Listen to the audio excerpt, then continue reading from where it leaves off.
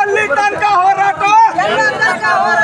ಎದಕ್ಕಾಗಿ ಹೋರಾಟ, ಎದಕ್ಕಾಗಿ ಹೋರಾಟ, ಇಂಥ ಭ್ರಷ್ಟ ಸರ್ಕಾರಕ್ಕೆ, ಕೇಂದ್ರ ಭ್ರಷ್ಟ ಸರ್ಕಾರಕ್ಕೆ, ರಾಜ್ಯ ಭ್ರಷ್ಟ ಸರ್ಕಾರಕ್ಕೆ ಬೇಕೇ ಬೇಕು, ಬೇಕೇ ಬೇಕು.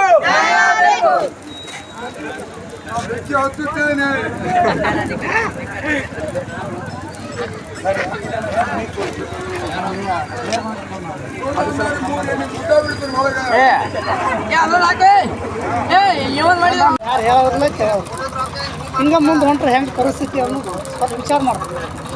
ಅದಕ್ಕೆ ಗ್ರಾಮ ಪಂಚಾಯತಿ ತನಕ ಸಂಪೂರ್ಣವಾಗಿ ಸತ್ತು ಹೋಗೈತಿ. ಇದ್ರ ಬಗ್ಗೆ ಏನಿಲ್ಲ.